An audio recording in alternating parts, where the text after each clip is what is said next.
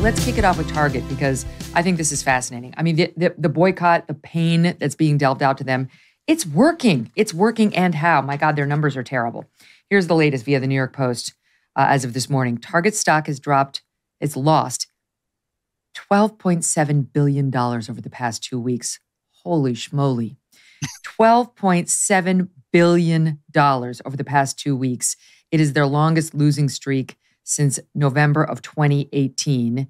It is clearly in response to their Pride display. And just to be clear, there are Pride displays at stores all over the country going into June, as there have been for years. It's what they've done in their Pride display that has made them a target, pardon the pun, with the trans stuff and the trans stuff for children, and in particular the trans stuff for women's bathing suits with the extra material where you can tuck it. I mean, it is like Americans are very tolerant, but they have pushed us too far. We saw that with Bud Light, and I've got updated figures on them as well, or as Michael Knowles calls them, Transheiser-Busch love. I heard that. That was pretty funny. But this Target thing is real, and they've got to be feeling the pain. What do you make of it? Well, and what's interesting about this, and also about Bud Light, is that once there was pushback, when they did not stand up and push back against the activists, all of a sudden the so-called LGBTQ community is now saying, you know what, we're not going to support you either. So they're in a lose-lose situation. What is interesting to me, and I'm always looking at, what is the root of this? And it always comes down to money. And you're mentioning Wall Street figures. You're looking at market capitalization. All of this stems from literally Wall Street. It comes from, I would say the genesis is BlackRock, who are just an incredibly large financial institution, $10 trillion in assets. Larry Fink really reigns the scepter there, but there's a lot of people involved in that. They even actually run money for the U.S. Treasury. And they started the ESG movement, or the ESG, I would almost call it regulations, environmental social governance, which, of course, beget the DEI, diversity, equity, inclusion. And that now has led to the CEI score, which literally forces every single, certainly public company, into a situation where they have to do certain things in order to be even investable. And in my mind, I mean, I know that Wall Street money guys, they don't care if the stock is going up or down. They can make money either way, as long as they know in advance which way it's going. So this is, for a love of money is the root of all evil. This is truly coming from the big, big money, the almost invisible people behind the scenes who I think have started this, have perpetuated this. They love it. They love knowing that it's going down. They'll make money, and there will be a moment. There'll be probably a change of CEO. The Target CEO is kind of an interesting guy by himself. He's been in all kinds of companies and has not done incredibly well in some of them. So they'll fire someone, and then the stock will start to rise. They'll remove whatever they need to do. It's all a game. I think we're all being played, and we're getting really, really spun up over it. And this is across the board. This is in all areas where, I hate to see how we're now being pit against each other. Everyone's broken in one way or the other, and some may be more broken in the eyes of others, but it's being taken advantage of by Wall Street, and they have their own, and I say Wall Street just as a collective, but for their own initiatives. And of course, that gives politicians a reason to jump in and use this. And the American media model, if you will, is always pitting two sides against each other, red against blue, left against right. That's what cable news, cable news is so broken that they don't even have money to do news. They just play clips of the other guy. It's the whole, and then politicians jump in and take advantage of that. The whole thing is very, very, very troubling and honestly disgusting, where we're arguing against our own people. And again, I'm broken. I think everyone's broken in some way.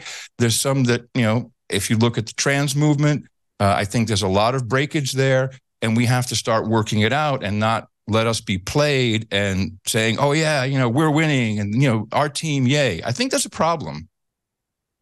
So that's a fascinating perspective. I guess I don't agree because for the first time in my adult life, I'm seeing conservatives actually start to push back effectively.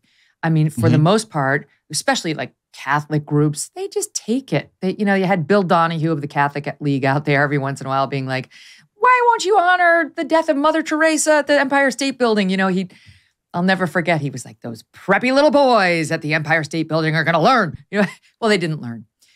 So for the most part, they've kind of rolled over. And conservatives, while they complain about some of these cultural issues, they weren't the boycotters, and they kind of prided themselves on, that's not us. And you know what? They failed. The left took over all of our major institutions and would exert pressure on any institution that, went far afield when it came to one of their ideological prized issues. And now finally, the right is getting it. And I think making some progress. I don't want to see the wokeification of a baseball team, of a beer company, of a mass, appeal store like Target. I don't want to have to look at somebody's ideological agenda when it comes to penises in women's bathing suits when I take my kid through that school. So what is the answer if not to fight? Well, and I'm not disagreeing that we have to stand up and fight. And luckily, we are seeing, certainly when it comes to men participating in women's sports. I mean, and there's really two different sides of the trans issue. We have 80% of transitioners are teenage girls. They have a huge target on the back, but why they're transitioning is for different reasons than why men, typically they're a little That's older. True. While they are transitioning, that has, in my opinion, very different background. I don't know if Michael Knoll spoke about it. I don't think so. But, porn has a huge influence on men making this transition. It's really, it's mental illness. And I'm just afraid that, okay, while we're winning, let's not forget that we have to view everybody in 3D. Everybody needs an out. Everybody needs some respect. And if you're dealing with mental illness, we have to recognize that. And we have to say, okay, why is this happening? And the capture, we saw this with just looking at the medical industry, big pharma. The capture is so apparent and so huge. This started with COVID, where you couldn't even discuss an alternative remedy. We had the mainstream media calling Joe Rogan a nut job, and he was eating horse paste because he was taking ivermectin, which is now back on every schedule as, it's okay. It might even have some benefits against cancer. So when you have young children or even older or young adults who are confused, there's a lot going on in the world. They have screens that are capturing them, phones, social media. This goes all the way back to Tumblr, drawing them into all kinds of issues. You have psychologists and therapists who literally cannot do anything else according to their own industry and capture than prescribe transition. This is the answer. I can't do anything else with you. I can't talk about right. Other issues that may be troubling you. So in order to break out of that, and that's the same for the media, it's the same for almost every single industry we have, education. Are the teachers doing horrible things and teaching what quote unquote woke ideology? Yes, but they're captured. They can't turn and say, "Oh no, I'm not doing this," because they're out and they get no pension. And everyone's cancelable now. Everybody is cancelable. Great. And I just want. It used to just be one side. Yeah, well, correct. And I just want to make sure that we just had Memorial Day, and we all celebrate. Well, first of all, we'll go out and buy a mattress. That's mattress sale is now Memorial Day, but we're supposed to honor the fallen who gave their life for this country. And now we need heroes to stand up and say, no more. But we still have to recognize that we're all in this together. And if we just keep fighting and declaring wins, I mean, it's going to end up really, really poorly. We have to recognize the true enemy is people who are playing us against each other. Breaking news, Genucel has upgraded its most popular package to feature now their top-selling deep firming vitamin C serum, plus their ultra retinol moisturizer with natural retinol alternative. You get the benefits of the retinol without all the itching and the redness and the peeling. Right now, take advantage of this limited time package upgrade for 70% off. Why waste time and money to get work done to your face when you can get Genucel skincare shipped right to your door? Here is a Genucel.com review from Robert in Texas. Quote, I purchased Genucel as a gift from my girlfriend. She said she saw results so fast, we joined their concierge program immediately.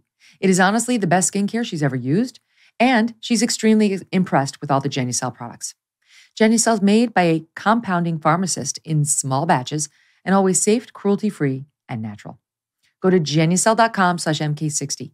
Save over 70% off Genucel's most popular package, featuring both the Genucel Ultra Retinol and the Genucel Firming Serum.